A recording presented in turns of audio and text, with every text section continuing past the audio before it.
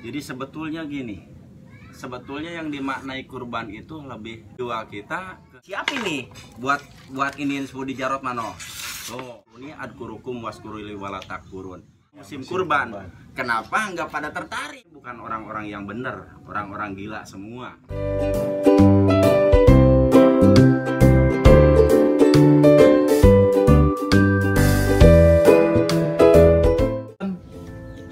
Assalamualaikum warahmatullahi wabarakatuh. Kembali lagi bersama saya Ameng Bontot.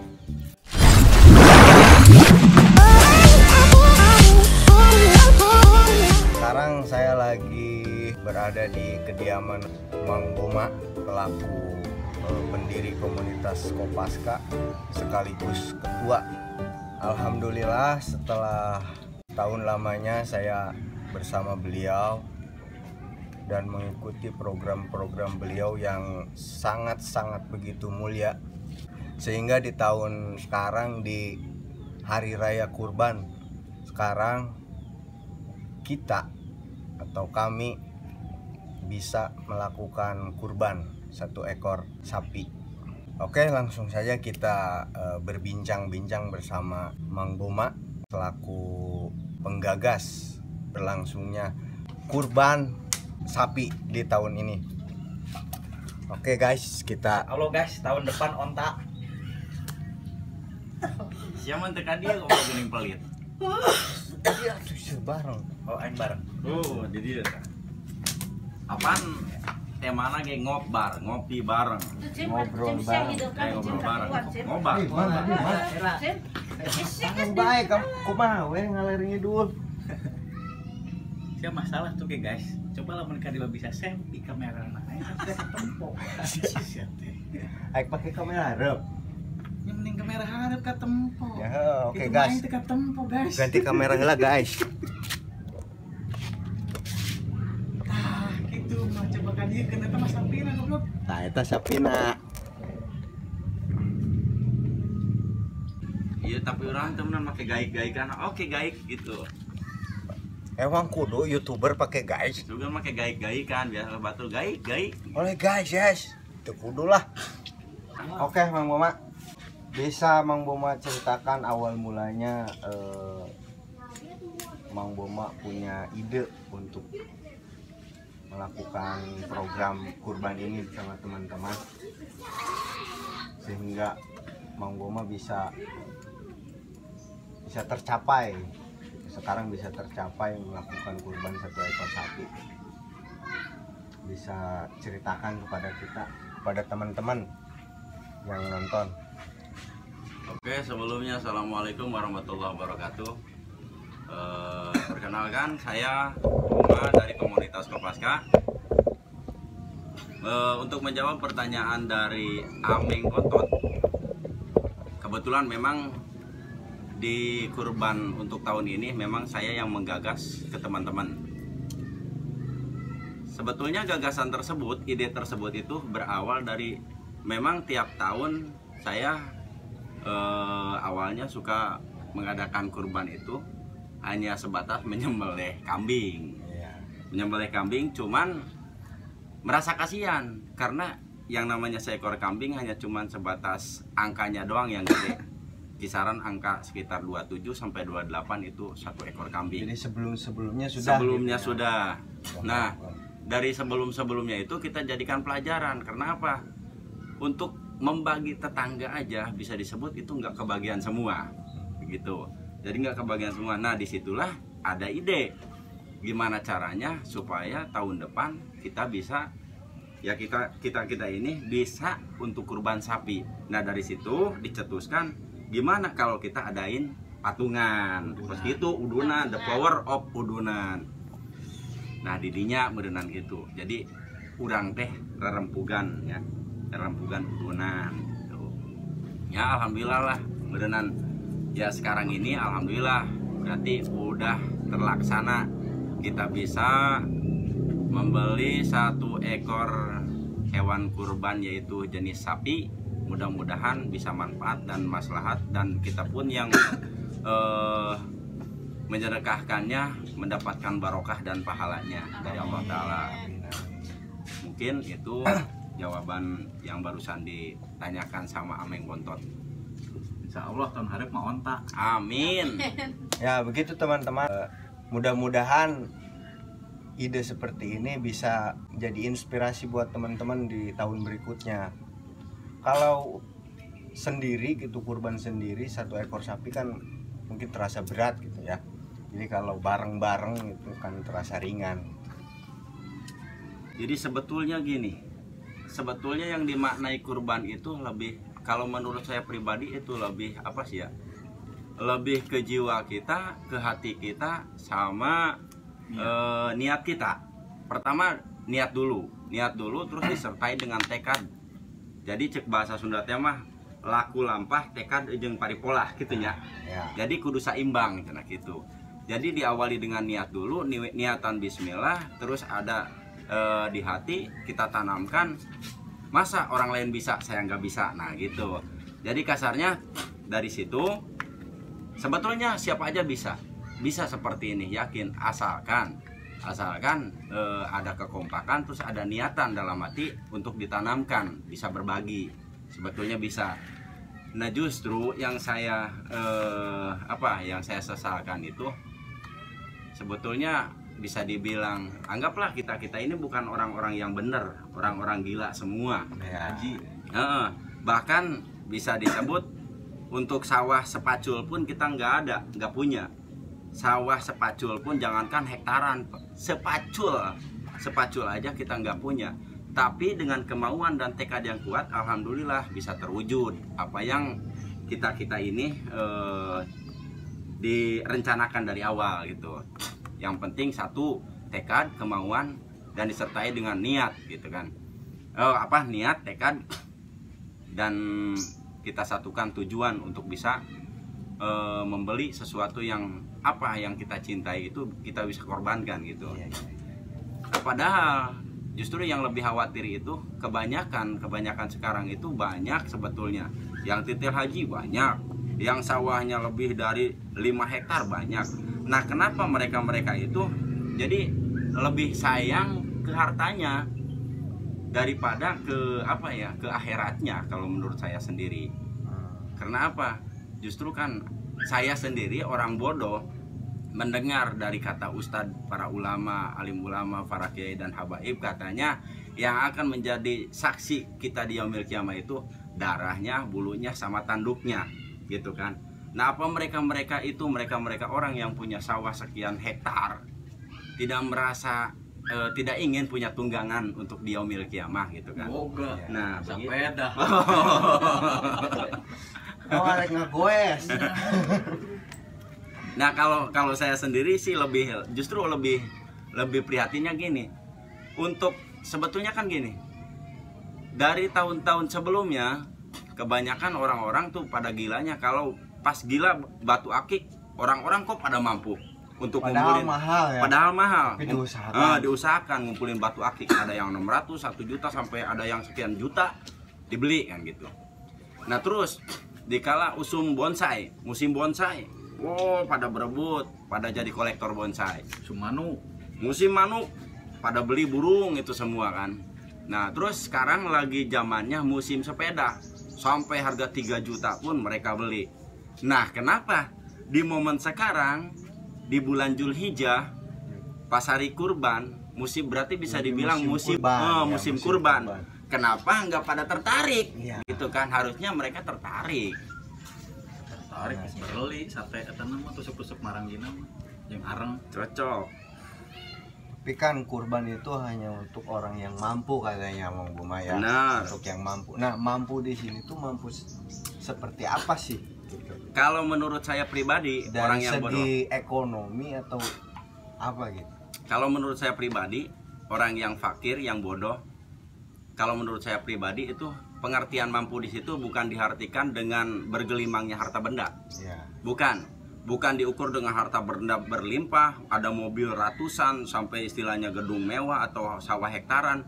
Justru yang diukur mampu di situ seberapa mampu hati dan jiwa kita untuk mengorbankan sesuatu yang kita anggap cintai. Anggaplah harta benda kan ya, bohong yang namanya orang hidup di dunia itu tidak mencintai harta. Makanya kata orang pinter mah katanya ada bahasa dalil hubud dunia kan gitu. Orang kalau hubud dunia udah katanya kan gitu. Berarti masih mencintai harta daripada akhiratnya. Nah, kita ingin seimbang. Justru kita ingin seimbang. Dimana kita setiap hari dikasih rezeki sama Allah, masa setahun sekali kita tidak bisa menyumbangkan gitu kan, menyumbangkan untuk fakir miskin. Begitu. Kurang lebih pengertian, kalau menurut saya pengertian artian mampu itu bukan diukur dari segi berlimpahnya materi harta benda yang berlimpah, tapi diukur dengan hati dan jiwa kita, seberapa mampu hati dan jiwa kita untuk mengorbankan sesuatu yang kita cintai gitu. Ya tergantung memang tergantung niat juga kan. Katanya kan inamal amalu binniyah gitu kan. Karena memang belum ada niat. Nah, mungkin belum ada niat. Ya betul itu. Gitu ya. Ya mudah-mudahan dengan ada susah. Mudah-mudahan dengan adanya momen-momen seperti ini, mudah-mudahan para terutama orang-orang kaya yang terutama di daerah saya, mudah-mudahan terketuk hatinya untuk ke depan lebih banyak lagi yang mau berkurban untuk si fakir miskin. Tuh. Mampu bos barang patungan. Iyalah, urang lagi alhamdulillah ladang patungan mah the power of kudunan sampai 1000 Da sapu oke lamun hiji mah da. Padahal kita nggak banyak ya Kang Ameng, kita nggak banyak, cuman sehari itu kurang lebih ini sapi sekitar kurang lebih kan 23 jutaan ya. Iya. Kurang lebih 23 jutaan. Tibang berarti kita kalau ini kita cuma 6 orang loh. Kita emang kan maksimalnya 7 orang. Kita cuma 6 orang, berhubung memang kurang orang satu kan gitu. Kita 6 orang. Yang satu orang itu kurang lebih per hari berarti kalau kali kurang lebih itu sekitar berapa ya?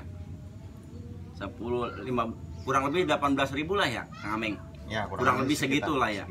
Sehari itu kita cuman istilahnya nyisihin uang jajan kita itu 18.000 per hari. Nah kali sebulan tuh 300 sekian lah ya. Ya enggak Kang Ameng? Iya, benar, begitu ya? Benar. Nah, Masih kurang lebih. masih mahalan kena rokokan. Iya. Rokok kita aja kayak rokok bisa gitu ya. Iya. Hampir 2 bungkus seharinya. Kita sehari semalam terus terang Kang Ameng, kita sehari semalam itu kurang lebih 2 bungkus, kadang lebih.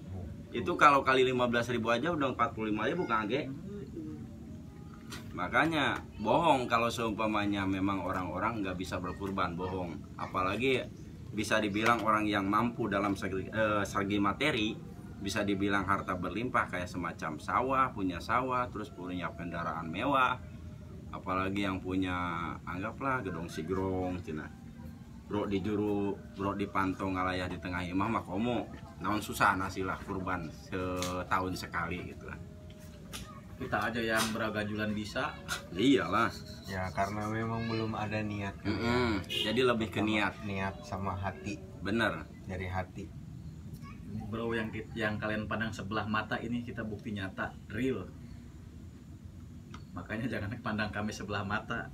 Kekuatan the power of udunan coy. Jadi kita melakukan kurban ini tujuannya hanya untuk berbagi. Iyalah. Kalau untuk memperkaya, untuk kekenyangan diri sendiri, diri pribadi ya udah aja. Kita cuman buat sahur-sahuran mah kita beli aja daging 5 kilo juga kita bakaran toh kenyang, ya enggak? Itu kalau untuk kita sendiri. Yang namanya kan kita emang niatannya untuk berbagi, ya kita mesti mau berkorban. Apa yang kita sayangin ya kita korbanin gitu. Tergantung, nyawa kita aja bukan milik kita kok. Apalagi di tengah pandemik seperti ini. Nah banyak orang yang bilang begitu, karena kan penghasilan menyurut gitu Bang Boma, jadi ada yang mau kurban juga Pak Belit yang itu. Sebetulnya itu cuman alasan Kang. Kalau menurut saya pribadi sebetulnya itu cuman alasan. Logikanya gini aja Kang. Kalau memang toh mereka orang yang bicara begitu, orang yang penghasilannya di atas 5.000 ke bawah, baru saya percaya.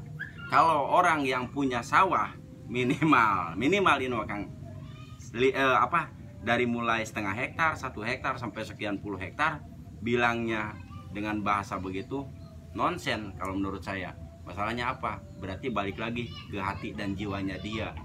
gitu. Kira-kira hatinya terketuk enggak sih gitu. Hari nyokot mobil teh ke setoran. Nah, itu maksakeun. Ya intinya mah semacam kos ieu ge kos urang-urang ya maksakeun lah Iya, gitu lamun kan. teu dipaksakeun. Dari paksakeun mah lobana nyaah gitu kan Ibaratnya ibarat gitu orang sistemnya sistem kredit gitu. iyalah teu beunang kredit. Mm-mm. Urang kredit kendaraan nyokot sekian tahun sampai 3 tahun bisa. Kok piraku tiba ngeredit sapi gitu kan. Anggaplah ngeredit sapi. Ngeredit sapi setahun teu bisa. Yakin Kadang kan bisa. kalau keweh lamun geus beunghar kitu cenanya lamun geus loba duit karek kurban. Karek bisa daek sedekah daek ieu.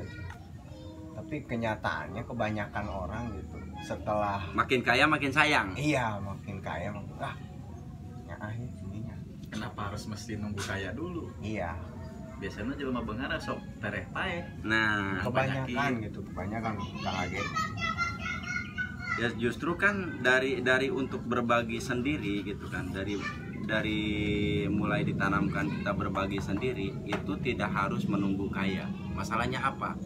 Yang dituntut untuk berbagi itu bukan hanya sebatas orang kaya. Kalau orang kaya udah jelas harta bendanya dia pasti dipertanyakan. Itu udah wajib. Iya, iyalah udah wajib. Nah, justru kita juga gitu kan. Ya gini aja lah patokannya. Patokannya kan katanya, bukan katanya. Memang kan ada keterangan kan orang Islam itu kan rukun Islam aja kan ada 5 kan gitu kan. Iya. Mungkin dari mulai syahadat, sholat, zakat, puasa sampai naik haji itu kalau ya, nah yang terakhir ini naik haji kan kita. Itu istilahnya naik haji, kalau mampu jalankan. Nah justru dari naik haji sendiri sebenarnya banyak orang yang kaya gitu kan. Orang yang kaya, orang yang mampu. Cuman balik lagi mungkin karena belum ada panggilan gitu kan. Ya. Apa mungkin memang dia belum ada niatan gitu kan. Nah termasuk saya pribadi, demi Allah Rasulullah Kang Aming, bukan istilahnya maaf kata, bukan istilahnya saya sombong. Memang saya orang pengangguran, nggak punya penghasilan tetap. Cuman maaf kata tuh kan bisa dibilang haji zaman sekarang mah haji kredit lah ya, bisa ngeredit kita kan. Ya. Nah bisa ngeredit. Nah dari hajian sendiri aja gitu kan, di situ kan udah jelas lah kasarnya kan untuk yang mampu kan gitu. Bisa aja kita mampu untuk melaksanakan haji. Cuman yang saya khawatirkan, saya bisa enggak menjalankan syariat-syariatnya rukun haji tersebut. Itu kan sebetulnya kurban itu kan kewajibannya haji. Terus yang namanya kurban itu bukan setahun sekali loh Kang Ameng. Kalau bisa kita tiap tahun gitu. Terus kadang-kadang kan orang kaya kebanyakan gini Kang Ameng. Jangankan naik haji, untuk umroh aja sampai ada yang bisa 2-3 kali. Nah kenapa kurban cuma sekali? Iya, benar. Logikanya gitu Kang Ameng. Ini kurban yang disyariatkan sama agama, terutama lebih menyasarnya kan ke orang-orang yang sudah berhaji gitu kan. Orang-orang yang sudah berhaji, terus orang-orang yang mampu untuk melaksanakannya. Ya sama halnya seperti hajian itu Kang Ameng, seperti berangkat naik haji itu gitu. Kalau seumpamanya memang toh ada niatan ya jalankan. Kalau memang belum ada niatan ya mudah-mudahan cepat dapat hidayah sebelum kasarnya gini, daripada kita sholat disolatin lebih baik sholat duluan, itu kasarnya Kang Ameng. Jadi lebih baik kita sholat duluan daripada kita disolatin. Benar. Iya, lebih baik tangan di atas daripada tangan di bawah. Lebih baik kita berkurban daripada kita yang menerima kurban gitu. Oh, pokoknya mah the power of udunan we. Sip. Pokoknya mah semua orang juga bisa ya. Ya, intinya gitu Kang Ameng. Semua orang insya Allah bisa. Bisa. Cuman yang penting niat sama tekad kita. Iya. Seberapa mampu tujuan kita sama niatan kita untuk mengorbankan sesuatu yang kita cintai. Ya terutama ya yang namanya orang hidup di dunia pastilah butuh harta. Ya itulah salah satunya. Makanya kan suka ada peribahasa godaannya di dunia itu cuma 3 kan katanya. Harta, tahta, sama wanita. Ya. Nah, dikala harta gitu kan yang jadi godaan masih kuat, kadang-kadang wanita kita lemah. Nah dari wanita kita kuat, yaitu satu lagi harta, wanita, tahta yang digoda. Kadang-kadang itu yang lemah iman itu yang ketiga tiga sifat ini, harta, tahta, wanita. Ya bahkan saya sendiri juga ya bisa disebut ya kita malah orang gak benar lah, orang gak benar, memang orang gak benar. Bisa dibilang apa ya? Kemarin Ustad. Bukan ustad. Ya kita cuma ngobrol-ngobrol lah, Iyalah. sharing gitu. Jangan terlalu Perjalanan. dimasukin, Iya. jangan terlalu dimasukin ke hati ya, kalau bisa korban sendiri, Iya. gitu. Jangan dimasukin ke hati ya Soalnya kalau bisa. Saya sendiri pribadi dari tahun ke tahun ya cuman bisa kurban perasaan doang. Heeh.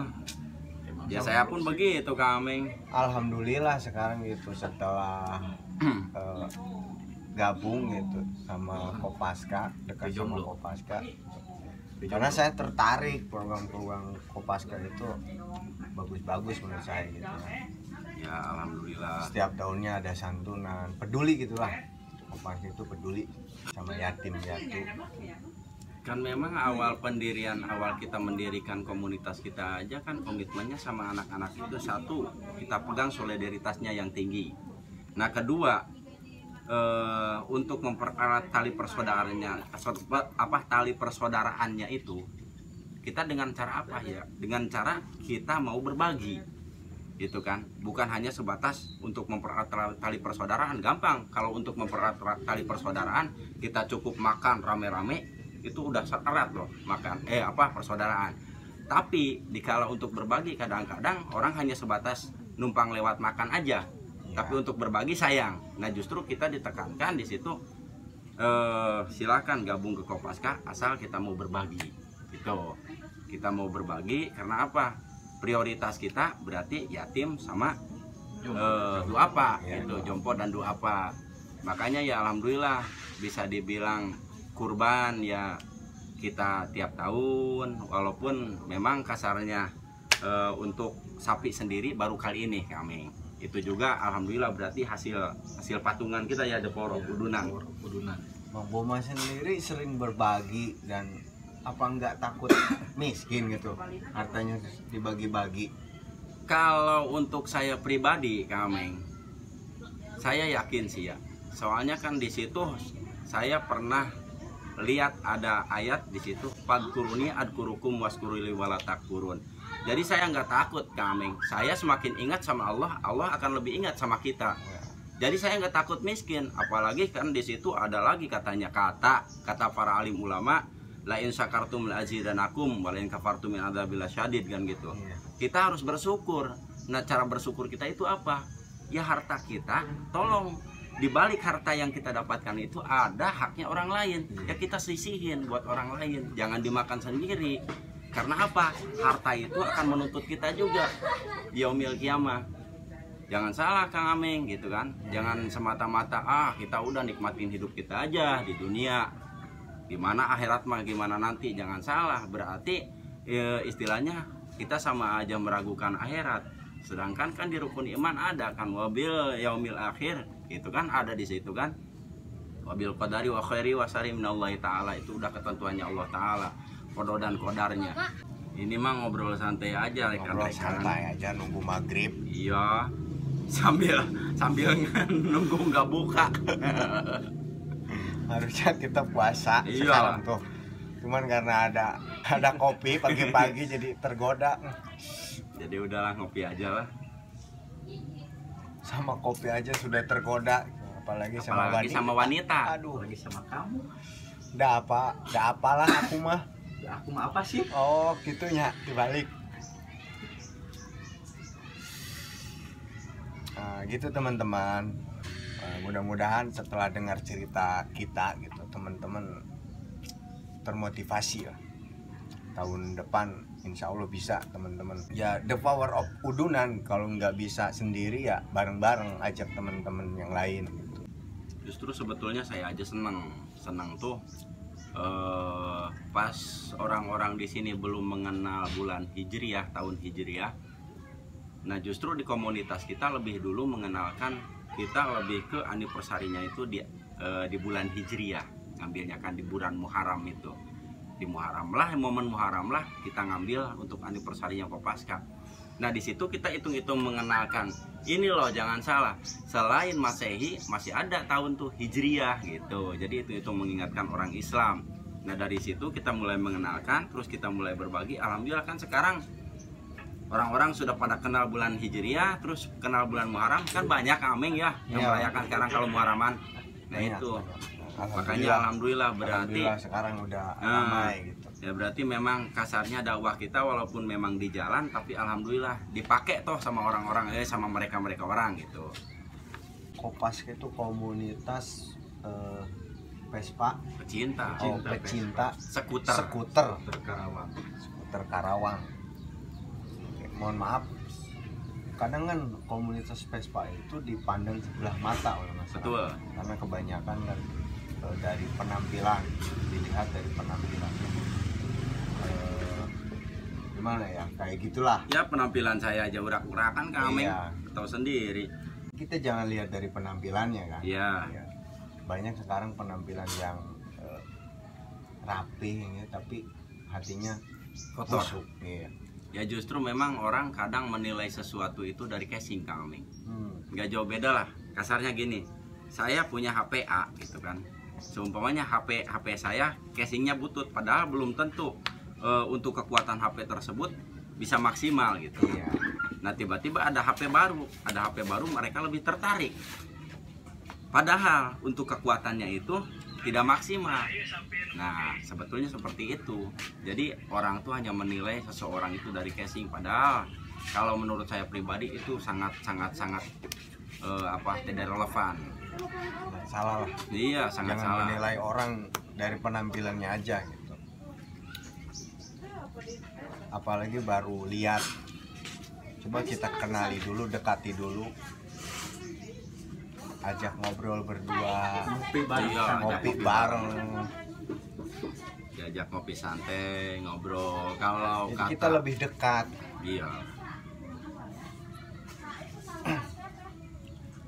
Jangan dengar dari cerita orang doang. Kita nggak dia ngopi, bawa kopi rokoknya udah garam coklat. Nah, Udah garam coklat. jarum coklat bos, gudang garam mah berem. Taruhun. Coba ya kopinya sadua, coba ya deui tah, kudu meuli deui meureun. Mulai dari Tapi sebetulnya Kopinya kalau saya ketemu sponsor. Gelas mah loba ngan kopina. Ini loh Sponsor. Kameng, sebetulnya saya pengen kurban tuh 2 Kameng. Yang satunya mungkin hasil patungan kita, satunya lagi kalau ada malah ketemu sama si goblok Budi Jarot itu yang bakar fotonya Duriah Rasul itu. Aduh, pengen dikurbanin itu sama saya tadinya mah Kameng. Cuman sayang dia nggak ketemu tuh si Budi Jarot. Orangnya nggak ketemu Saya orangnya. udah disiapin nih buat iniin Budi Jarot mano. Tuh, Wah, buat Budi Jarot mah dia udah nih. Budi Jarot salam nih dari saya ya. udah halal kali ya. itu. Halal darahnya. Dia udah caci maki ulama, dibilang ya Allah Duriah Rasul itu kotor apa. Aduh, sakit. Kita sebagai umat Islam itu wajib sakit karena kita itu minta syafaat dari Rasulullah Kameng. Kita aja berkurban kan kasarnya itu kan syariat Rasul yang mesti kita jalankan gitu kan. Iya. Dari Rasul kita berarti dari awalnya diawali dengan Nabiullah Ibrahim kan yang mau mengorbankan anaknya. Nah makanya mungkin si salah satunya ini si setan Budi Jarot, kalau saya bilang setan aja Kameng lah. Emang dia udah kayak setan. Si setan Budi Jarot ini. Pantasnya dibilang Iya, setan. bilang ya? setan. Orang kayak Dia gitu. udah berani ngehina para Duriah Rasul. Kita terang-terangan walaupun memang karakter saya pribadi bisa dibilang orang gila, tapi saya sangat mencintai para habaib dan para ulama, apalagi untuk agama. Bahkan jiwa raga saya demi Allah Rasulullah saya siap korbankan untuk mereka. Itu Kameng. Tibang sapi, Allahu Akbar. Tibang sapi mah Kameng baru hewan. Untuk korban diri saya aja saya ridho lillahi ta'ala, tapi untuk kepentingan agama, ulama gitu Kameng. Tapi lumayan juga sih ya, ini golok tajam ya Kameng. Ya maksudnya bukan buat motong sapi aja, kali aja ada yang ini apa? Ada yang kayak Budi Jarot gitu, pengen di kayak gini nih. Tuh. Kali aja pengen ada yang kayak Budi Jarot tuh. Tuh, Jangan macam-macam, Bung. tuh kayak diginiin kali. Ya kalau saya sih siap aja kapanpun Anda minta ya saya siap. Tuh. Ini aja Tuh. teman-teman siap, ada yang mau. Ini golok beneran. Ini asli loh, asli. Ini golok beneran. Ini asli golok Kerawang. Salam Budi Jarot, saya dari orang Kerawang. Ketemu Kerawang ya. ini Ketemu sama saya Budi Jarot. di Antos. Jantos ya sumping anak. Maghrib. Ah, ya binatang kalau Oke teman-teman, berhubung sudah mau maghrib dan tidak mau prepare untuk berjamaah. Jangan lupa like dan subrek ya. Ya, Di apa? Air apa? di Air Official. Air. Dan jangan lupa subscribe juga channelnya Kopaska ya. Dan mudah-mudahan teman-teman juga terinspirasi dan termotivasi Amin, dengan amin, cerita amin. kami. Dan tahun depan teman-teman bisa berkurban 1 ekor sapi bahkan 2 ekor sapi. Amin. Dan mudah-mudahan doakan juga kita doakan kita supaya tahun depan bisa kurban lagi kami. dimudahkan rezekinya, Amin. ditambah, disehatkan terus, Amin. sehingga kita bisa berkurban lagi dan bisa membantu lagi, bisa berbagi ke anak yatim. Mudah-mudahan. Oke teman-teman, cukup sampai di sini. Assalamualaikum warahmatullahi wabarakatuh.